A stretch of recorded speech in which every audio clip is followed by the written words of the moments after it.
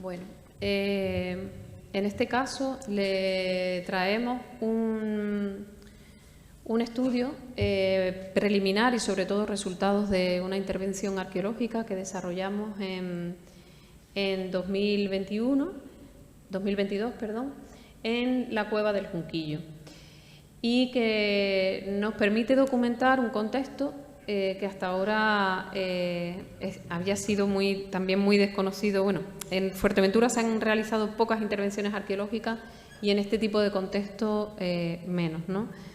Sí me gustaría nombrar no solo al equipo de trabajo. Si alguien tiene interés, también puede ver un vídeo divulgativo que se realizó sobre la excavación, poniendo en YouTube Cueva del Junquillo Fuerteventura, sino también creo que es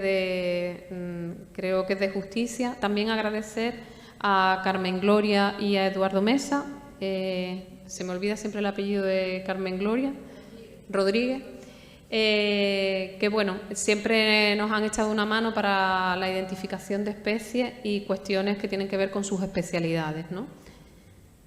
La Cueva del Junquillo se encuentra situada en la costa oeste de Fuerteventura, en el municipio de Betancuria, en una zona en la que el medio físico va a ser fundamental para el contexto que vamos a encontrar o vamos a documentar durante la excavación. Se trata de una costa rocosa, de acantilado, en el que los barrancos, grandes barrancos, discurren desde la zona central hacia la costa, como vemos en el barranco del Junquillo, que tiene el mismo nombre que la cueva. Esta cueva está situada muy cercana a la costa, a unos 20 metros de altura, y bueno, aquí vemos una imagen más cercana, y en la costa abundan restos de callaos y restos de roca. Además, llama la atención la existencia de un manantial a 120 metros del yacimiento, algo que va a determinar y va a favorecer el asentamiento en esta zona de la población aborigen y los usos que le van a dar a la cueva con posterioridad. Este yacimiento no estaba catalogado en la carta arqueológica y simplemente teníamos noticias del hallazgo casual de una vasija que se encontraba en La Palma y fue depositada hace poco en el museo, que un campista encontró en una de las paredes del barranco. En la carta arqueológica sí que habían sido documentados restos de distintos asentamientos en un barranco situado al sur del barranco del Junquillo, que es un barranco bastante conocido, importante en Fuerteventura, que es el barranco de Janey, donde vemos ahí una mancha de mayores dimensiones, que es el yacimiento de Janey, pero también a lo largo del barranco, como es habitual también dentro del poblamiento de Fuerteventura, el aprovechamiento de los barrancos y las tierras más fértiles que pueden surgir en el entorno de los mismos, se construyen restos de vivienda que luego posteriormente fueron reutilizadas, como en el barranco de Janey, por estructuras de carácter de funcionalidad ganadera. En algunas de ellas se aprecia la reutilización posterior y una base de época aborigen. Sin embargo, la cueva del Junquillo, que no era conocida dentro del catálogo insular, fue descubierta por dos ciudadanos que paseaban por la zona y se encontraron pues esta no grata sorpresa, claro, porque se encontraron con un expolio, no sé cómo llamarlo, pero brutal, porque se habían hecho un sondeo de 5 por 3 metros y se habían acumulado restos de malacofauna, de piedra, restos cerámicos, ictiofauna, etcétera, en sacos y acumulados en una de las paredes de la cueva. Una vez alertado al Servicio de Patrimonio, se tomaron las medidas oportunas. Aquí pueden ver uno de los perfiles que habían quedado descubiertos tras esta barbarie, que nos indicaban la potencia del yacimiento, tanto a nivel material como también por la existencia de distintos niveles de termoalteración de hogares, en algunos casos, que nos indicaban pues la superposición de eventos de combustión y de posible ocupación en un periodo continuado. Una vez alertado al Servicio de Patrimonio, se realiza una actividad arqueológica de urgencia cuyo objetivo iba más allá de determinar el daño que había causado esta acción, que era ya en parte evidente, sino también determinar el uso del espacio, qué actividades habían tenido lugar en él, procesado de productos marinos, hábitat, funerarios, la cronología del espacio, porque era cierto que en superficie los restos cerámicos de época aborigen no eran abundantes.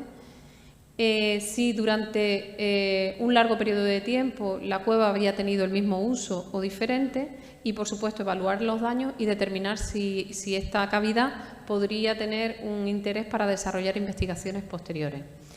Para ello se realizó un sondeo de 2 por 2 metros y un refresco del perfil que había quedado a la vista con toma de muestras del mismo.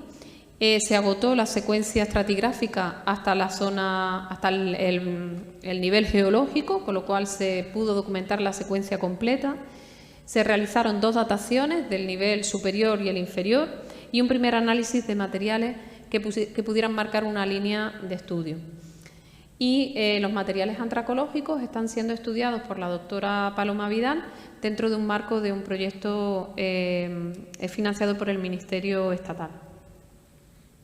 La cueva del Junquillo presenta una boca de unos 12 metros y una altura de 8 metros actualmente, porque como vimos esto es fruto de las continuas ocupaciones a lo largo del tiempo. Aquí tienen algunas imágenes de los trabajos y la situación de los sondeos y el perfil del sondeo de 2 por 2 que se pudo documentar hasta la base completamente. Se documentaron unos 75 centímetros de grosor, o sea, de profundidad, y en él diferentes fases ocupacionales que creemos cuando se haga una mayor batería de dataciones arqueológicas, que la realizará la doctora Paloma Vidal cuando realice el estudio de los carbones, nos podrá ir completando si esta secuencia realmente es diferencial o se puede hablar de usos muy continuados en el tiempo, ya que no se aprecian, salvo en varios puntos, colmataciones muy gruesas dentro del contexto. Pudimos realizar 2 dataciones del nivel superior y el inferior.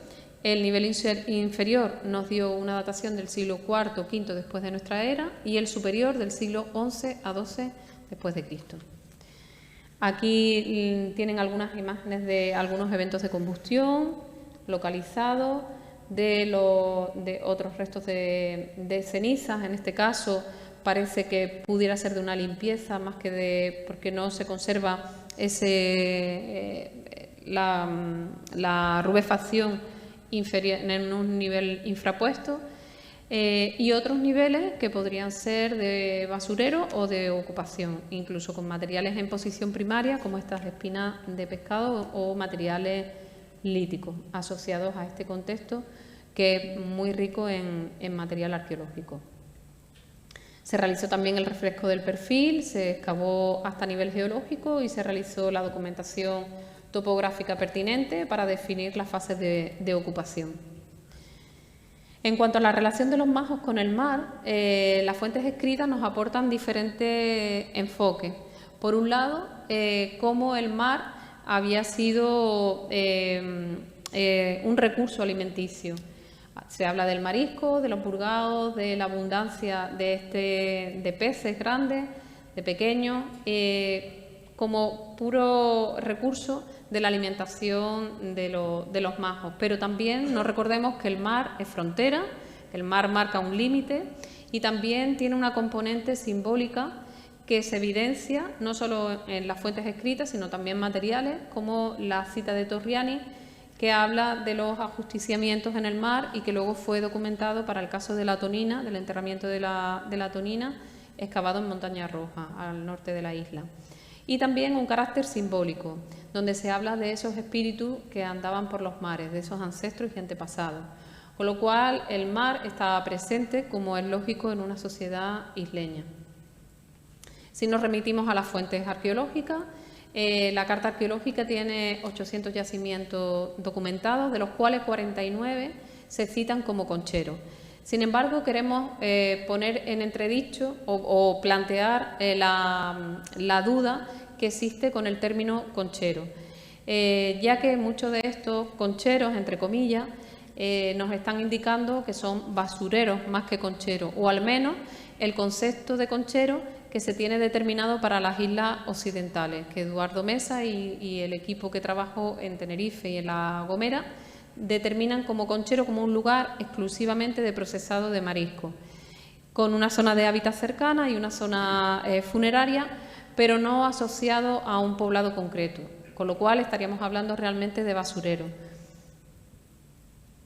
En cuanto a excavaciones arqueológicas, tan solo se han realizado 4 intervenciones en estos concheros, entre comillas: el conchero de Pozo Negro, que les indicaba antes, Punta del Mallorquín, que nos remite al siglo V-VI después de Cristo, la Cueva del Junquillo, y Punta de Caletones, que está a una distancia muy cercana de la Cueva del Junquillo, en la misma costa de Betancuria, y en el que el contexto es muy similar, pero que fue ocupado en el siglo XII-XIII después de Cristo.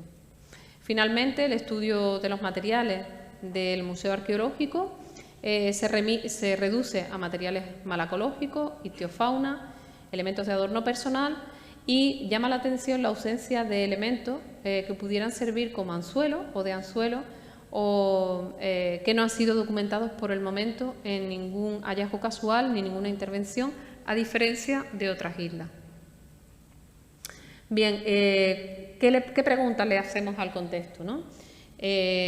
Preguntas que no se responderán con una intervención arqueológica, sino con un trabajo sistemático por los especialistas sobre las zonas de captura y las especies consumidas, las técnicas, los útiles empleados, procesado de conservación, qué recursos vegetales se emplean en ese proceso, la estacionalidad o permanencia de esos asentamientos y el papel de la pesca y el marisqueo en la economía insular. Ante esto tenemos que decir que esto se trata de una intervención de urgencia en el que no se ha realizado un análisis sistemático del material. Por ejemplo, no se ha realizado una determinación anatómica exhaustiva de la ictiofauna. Sí se ha realizado una determinación de las especies malacológicas de manera exhaustiva, y faltaría por hacer un análisis con más detenimiento del material cerámico, lítico y óseo. El estudio antrocológico, como dije, lo está llevando a cabo la doctora Paloma Vidal Matutano. Bien, en cuanto a las ictiofaunas, ¿qué encontramos? Bueno, como dijo el compañero, en su gran mayoría vieja, que es lo que más abunda en el contexto, quemadas o cocidas, y otras especies también identificadas, como los espáridos, sargos, salemas, los serránidos, cabrillas y morenas también, como vemos en las imágenes. Faltaría por mirar de manera concienzuda las mallas, ya que se realizó flotación del sedimento, y como todos sabemos son las especies con espinas muy pequeñas, pueden quedar contenidas en esas mallas, que a simple vista no se pueden observar y nos podrían cambiar la visión del contexto. En principio, a la pregunta de cómo fueron capturadas, aunque las fuentes hablan de los charcos, como digo, no se han documentado restos de anzuelos ni restos de otros elementos que nos indiquen la pesca con redes. La ausencia de anzuelos nos llama la atención, ya que en la pesca tradicional en Fuerteventura, en la vieja, se utilizaban los cuernos de cabra no como pequeños anzuelos, sino con una gran punta para pescar la vieja. Sin embargo, como digo, ni en el Museo Arqueológico, ni en esta intervención, ni en otras similares, han sido documentados restos de anzuelo de este material. Por tanto, de momento, las especies identificadas nos indican una pesca de costa rocosa, una pesca intermareal, y no tenemos elementos, al menos por el momento, que nos indiquen una pesca de altura. En cuanto a las especies y áreas de consumo de los contextos malacológicos, ya en unas primeras gráficas que realizamos de los contextos superiores e inferiores de los siglos IV y V y XI y XII, comenzamos a ver algunas diferencias en cuanto a las especies y las áreas de consumo. o sea, en cuanto sobre todo a las especies, y quedará pendiente comprobar las áreas de consumo.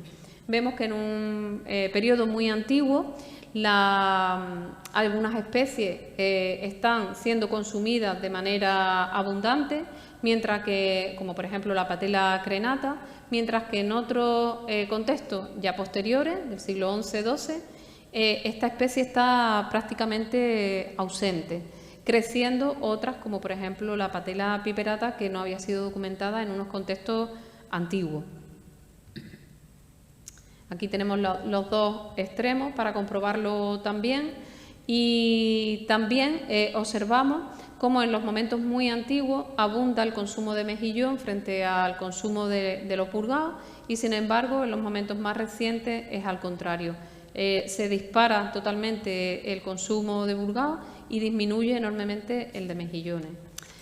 Dentro del estudio malacológico habría que realizar un análisis de las tallas de la especie y un estudio estadístico minucioso, y sobre todo isótopos en los restos malacológicos que nos puedan indicar si estamos ante un asentamiento estable o estacional.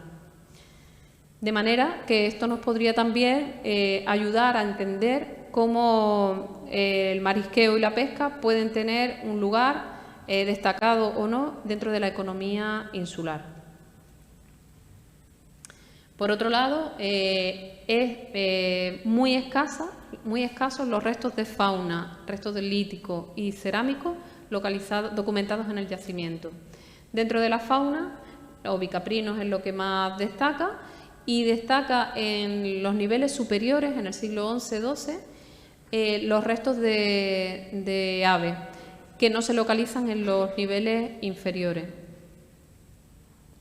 En cuanto al trabajo lítico, sí que observamos que hay un trabajo lítico en el interior de la cavidad y no en la propia costa, donde se aprovechan fundamentalmente los cantos rodados. En su gran mayoría son cantos rodados, y tan solo tenemos una pieza en todo el contexto de elemento de basalto vacuolar, como el que vemos a continuación ahí en la imagen en el centro, que es exactamente igual, bueno, prácticamente igual que otro documentado en Punta del Mallorquín. Se trata de una pieza muy rugosa, rasposa, de poco peso, muy parecido a la piedra pómez, y nos planteamos la posibilidad de que pudiera ser un descamador. Para ello sería interesante realizar analítica del contenido que pudiera quedar en los poros de este útil para poder definir realmente el uso que pudo tener en su origen. Sí es cierto que es un material geológico que no se encuentra en la zona de Betancuria y pertenece a las coladas volcánicas del norte de la isla, a las coladas recientes, como pueden ser Malpaís de la Arena, la zona del Bayullo, y no podemos descartar entonces que sea un elemento transportable, dado también su pequeño tamaño y su escaso peso. Por otra parte, hay una ausencia llamativa de escamas en el yacimiento, y destacan también los restos líticos con huellas de impacto, como vemos en estos casos, que no sabemos si corresponderían al trabajo relacionado con la malacofauna, que es lo más abundante, o bien con el propio hábitat en el yacimiento.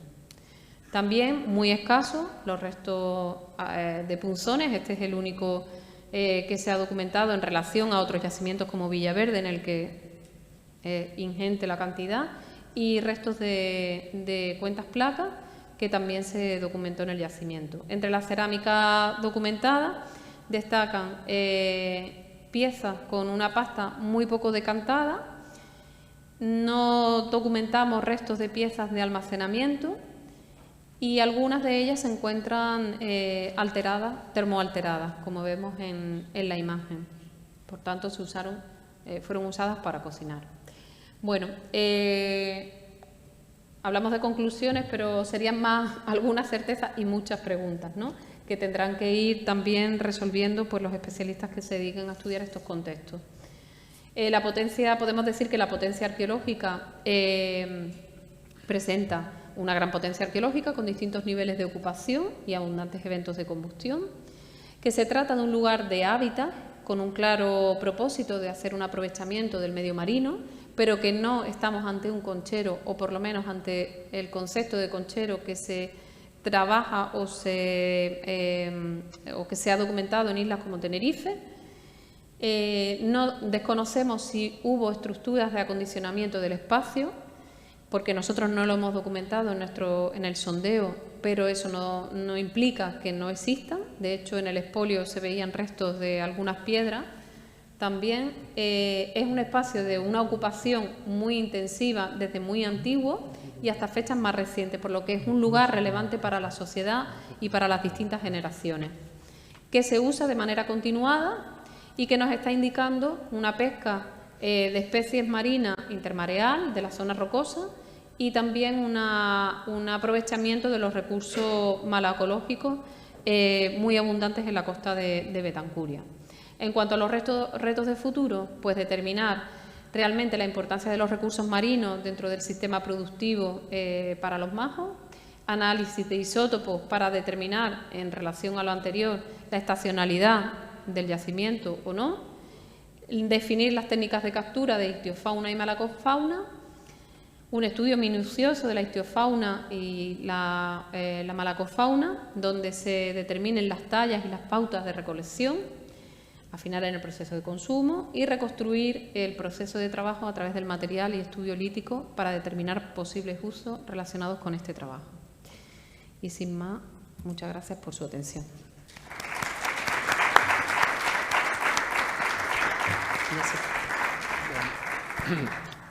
¿Alguien quiere intervenir? Vale, entonces la pausa para el café. Bueno. No. Vamos con un poco de retraso, así que a ver si ahora vamos acelerando un poco. Bueno, a continuación acompaño a la compañera. Sí, ya. Hola. No, pero pues, estabas ahí también. Sí. Pues, primera cosa, me encanta de ver el sitio, que es muy interesante. Y pues estamos los tres diciendo que tiene mucha comparación con el sitio que estábamos excavando en Gran Canaria. Está guay de ver la cosa. Y mi única pregunta es que a la conclusión final, usted califica el sitio como zona de hábitat, pero yo no sé si tiene elementos que marca eso, que lo que olvida la estratigrafía y la cosa, yo verá más un espacio de aprovechamiento, pero no de vivir, así. Pero era una pregunta así. Sí, a mí me recuerda mucho al yacimiento de Playas Chicas, que excavan ustedes en Gran Canaria, es casi igual. Cuando decimos de hábitat es para diferenciar que no se trata exclusivamente de un conchero como pasa en Tenerife, donde no hay nada de material lítico prácticamente, ni cerámica, ni fauna. Es decir, ellos vivieron allí durante el tiempo que se procesó ese material. Claro, sin saber si fue un lugar estacional o no, como ahora está Eduardo realizando muestras de isótopos para saber si se ocupó en determinados meses del año o durante todo el año. Pues no sabemos si ese hábitat realmente fue estable o no. Cuando hablamos de hábitat es para diferenciarlo de un conchero en sentido estricto, que no sabemos, para diferenciarlo de que sea un lugar solo de procesado de alimentos. Realmente se vivió en ese lugar. Lo que no sabemos es si de manera estable o no, como aprovisionamiento para otros poblados de mayor entidad que quedaban entre 6. Los poblados que están en el barranco de Janey están entre 2 kilómetros y 6, creo recordar. Entonces, no sabemos si es aprovisionamiento del interior o para consumir en ese mismo sitio. Vale, gracias. Vale. No sé si mi compañero quiere añadir algo. Nada, felicidades por el trabajo, la verdad que sí nos recuerda mucho a Playa Chica, que es un yacimiento que le tenemos mucho cariño, y sería increíble también hacer como comparaciones, ¿no?, de dos contextos, dos islas distintas. Ya empezamos a tener como sueños húmedos. Y nada, mi pregunta iba más en el sentido de los fuegos, ¿no? ¿Tienes fuegos, tienes núcleos o son simplemente como fumieres, extensiones de limpieza, de arrasamiento, o si tienes núcleos estructurados de fuego? Claro, al ser un sondeo y los fuegos se meten en el perfil, hay fuegos que sí claramente son hogares y que los detectamos, además hay una rubefacción, ¿no? Y hay otros que sí que pueden ser fuegos, que pueden ser cenizas de limpieza, no tienen por qué ser hogares. Sí que hay una superposición, como pasa en los fumier, que al final lo que ves es una continuación de todos esos fuegos, pero claro, la visión es muy parcial, con un sondeo de 2x2 y un corte, ¿no? Pero sí que puede ser algo similar.